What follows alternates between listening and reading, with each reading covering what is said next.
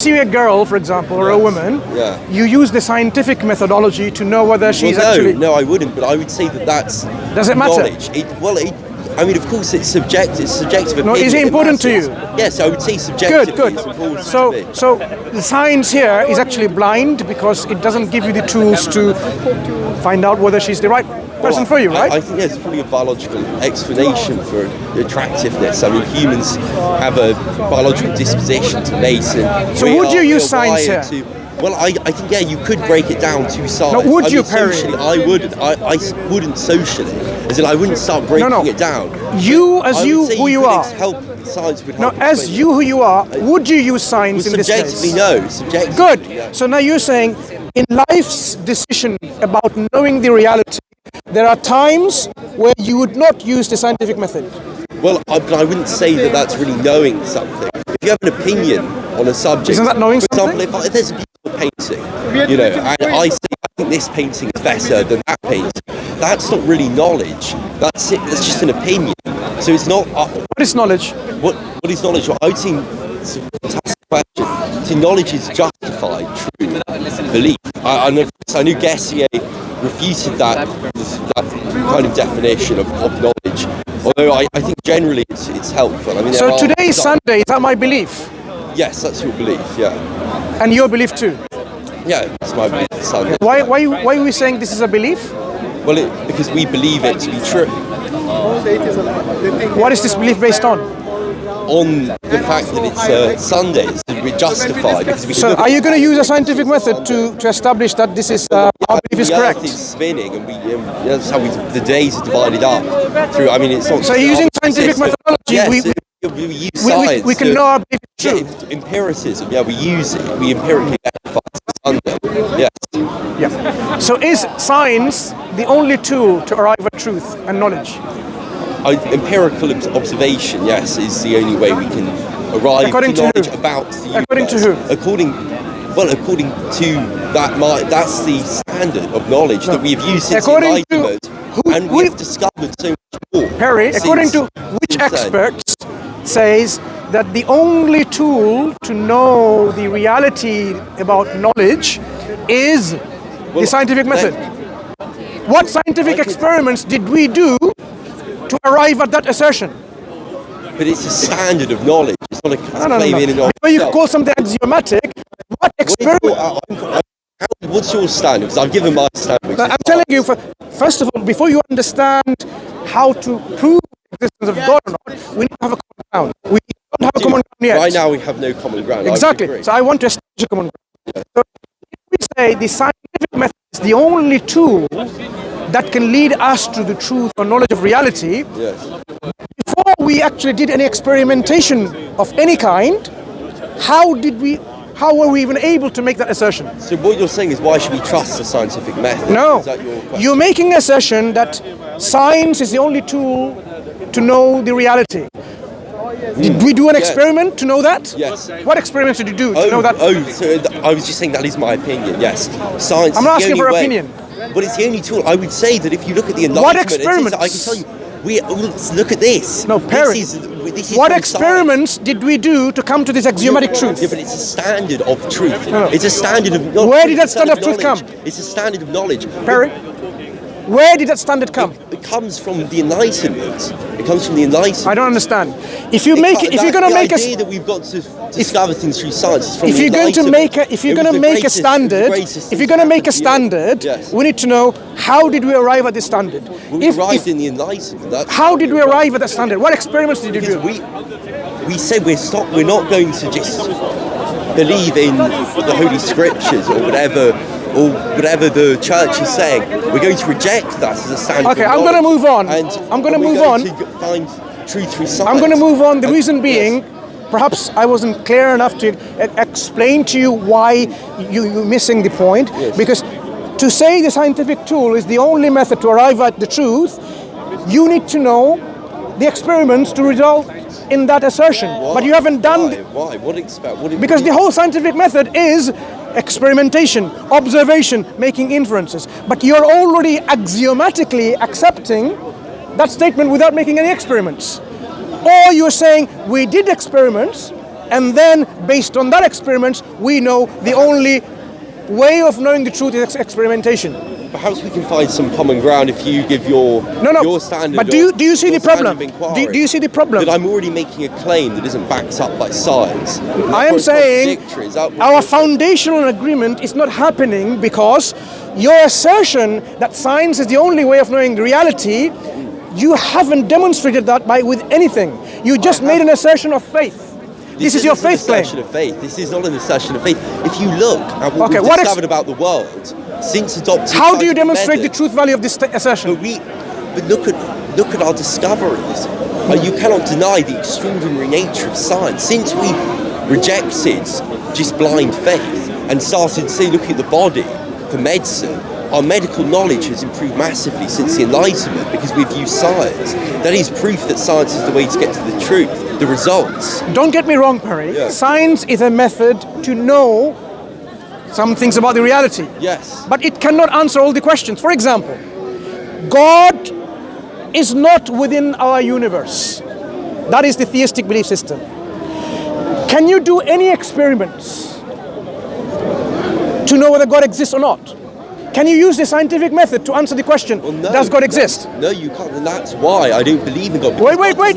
Science doesn't answer that. Slow down. Science can't because science is not equipped in its methodological standpoint. The way God is defined is you can't empirically verify So that means then, to know about God existing, you have to use other than the scientific method. Do you agree?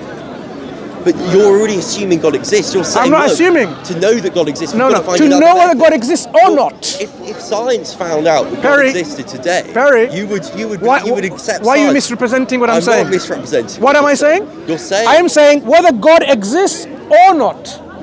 Do you hear me? I see. Sorry, right. I didn't hear that. Right. Okay, or not. Okay, fine. Can we use the scientific method? The answer is no, because it is beyond the remits of scientific methodology. That means to know the answer to this question, we have to go other than scientific methodology. Do you agree? Well, no, because I don't think it's a question that needs answering. It's not about... let me explain why. Explain. You're saying there's an invisible, omnipotent, omnipresent... I'm not saying anything. I'm simply saying whether there is... Maybe you're not saying there's a God, but to the theist who says there's a God, they'll say there is this God. However, there is absolutely no way you can verify his existence. Who said that? Which people are you talking to? What I'm saying is that the scientific method is the only way we can verify. But I'm saying anything. Science is crippled to answer this question. Defining God out of the scientific method means that you can't answer the question, but that's just words. So that means you can't use science to answer the question. So, but what other tools can you use to get to the truth? So now that you realize then, very good, we're now moving somewhere. We're having some common ground. There are other ways perhaps then than the scientific method. What other tools are they though? Because there has to be. If we have a question about whether God exists or not, we must have an answer, and the science doesn't give us the answer because it is not within the perimeters of scientific. It's not within the scope of the scientific method. No. But if science discovered God, then you would accept science as a way of finding God. Scientific methodology, it doesn't have within the scope to answer that question. That means to know this question, there has to be necessarily other ways of arriving to an answer. By necessity. Yes. Yeah? So now you realize scientific methodology, the scientism, is dogmatic for some people. We have to come away from this dogmatism and think there are actually other ways, other avenues of knowledge. This is what we call epistemology. How can we know things other than the scientific method? Good. This is a good progression. My next point. Can non-existence give rise to existence?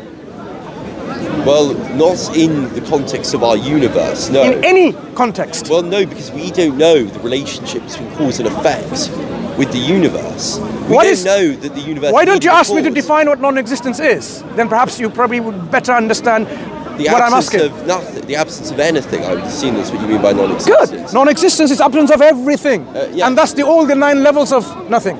Well, I would say 2 things to that. First of all, we can't be certain that the universe needs a cause. I didn't ask you any of that. But secondly, why are you jumping the gun? It's like question begging. I can see where it's not about where I'm getting. I'm asking you a simple question. Okay, well, Perry, I can answer. No, a simple question. In the context of this universe, no. No, don't tell me a context.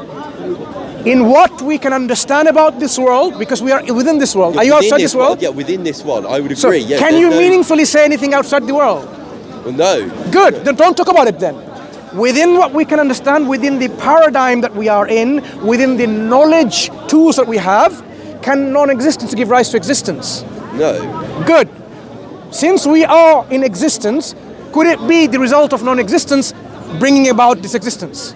Well, here's the thing, the universe doesn't necessarily need a cause. I can see that's where you're going. I didn't ask about cause or anything. That's exactly what you're asking. I am you're asking how did we come into existence? No, I am not asking you anything like that. I'm simply saying, since you and I exist, yes, can our existence be the result of non-existence at some point in the past?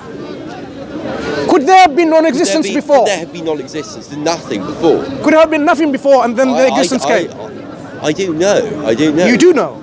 So, Perry, you do know. Try again. You do know. Because you said non-existence cannot give rise to existence. That means if something exists today, could there be a time when there was absolute nothingness? I would say that the universe. Why do you think the universe can't come from nothing? Or let me rephrase that. Why do you think it needs a cause? Let me ask you again, Perry. You're not answering. Perry, let's reframe it. My question. Is it possible for our universe to be at one point in its transformation, as it is, our universe is transforming? Do you agree? Yes, in a state of good. flux. Within this transformation of our universe, could there be a point within its journey of transformation where there was absolute nothingness at one point? Or did it always exist? Did it always exist? Not 13.8 billion years. Did it always exist? This is the difference, though, between my position. I'm saying I simply don't know the cause of.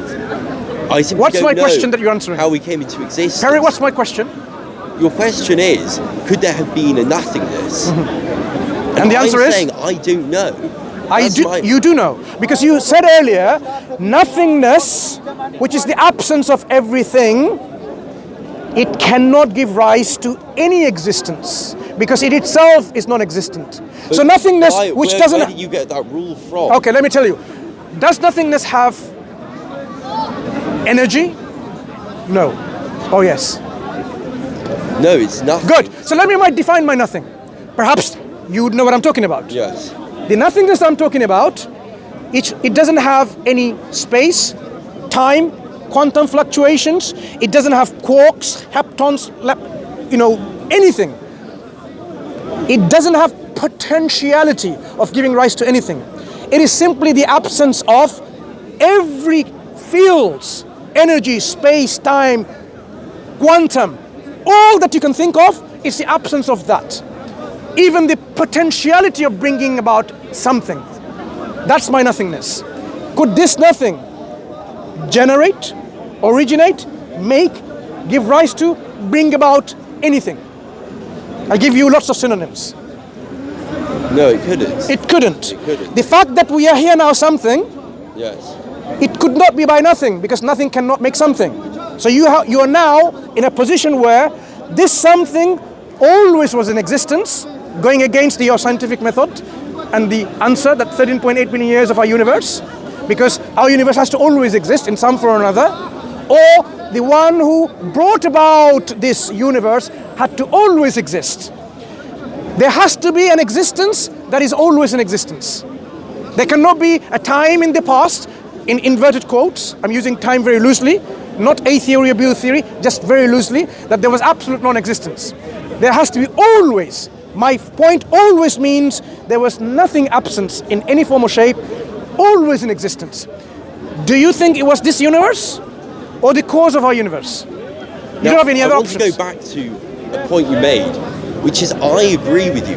It is ridiculous to say that something can come from nothing. That is very true. But that is in the context of this universe. We look, we make observations, we see cause and effect. In any universe, is it possible? We see a pebble drop, and then we say, okay, the cause of the pebble dropping, it had to have a cause. But the universe itself, we cannot apply the rules of what is in our universe to the universe. We can't to the wider creation of the universe. In any universe. Let me just explain. we are making assertions about nothing coming from something. However, that's an assumption that the universe has to have a cause. Are you suggesting in other possible universes nothing can give rise to something? I'm not talking about other universes. My position, Perry, my position, to clarify to you, exists in all possible worlds. In all possible worlds, nothingness cannot bring about something. I'm not limiting to this world. I'm saying, yeah, I would agree with that. I'm saying the creation of the universe itself, not what is in the universe. Because we're only observing what's in the universe. We're not looking at the universe itself when we say everything has to have a cause. Are you suggesting our universe has always been in existence in every possible universe, or it had a finite existence in our universe, but ultimately there is a necessary, always existent reality in other universes? Because you cannot go away with the fact, now that I've explained what nothingness is, there has to be existence in all times for all eternity. I don't claim to know what... You do know. I have given you the knowledge now. Harry, I have given you the knowledge. You can't backtrack. I have given you what nothingness... But this is only knowledge about... Wait. About what's going on in our own world. In any other... not the universe itself. So you apply a rule. My from reasoning with you is our universe independent. As a whole. You're looking at parts to make an assertion about the whole. Okay, correct me then. Correct me. Is there a possible universe in which nothing can give rise to something? No, I'm not talking about that. You're saying the universe itself gave rise. Is that what you're saying? What I'm saying is, if you look at our universe, you're saying there's cause and effect, and therefore the universe needs a cause, and that cause is God. That's basically. I am not saying that, Perry. I am not saying that. I have not gone to this point. It doesn't work outside. Why do you say that? On what basis? Because you can't look at the parts and make an assertion about the whole. Cause and effect. We're not going into the composition fallacy. I'm not giving you that chance to make me committing a fallacy of composition. My argument is this: this universe that is now here, either itself is always in existence, never have been a time where it was nothing, or there are the causes of this universe always in existence. Ultimately, are you suggesting now, just to clarify that point, there may be other universes in which nothing can give rise to something? No. Good. That means it is universally true in all universes that if something exists here now, something has to always exist. Do you accept that? In you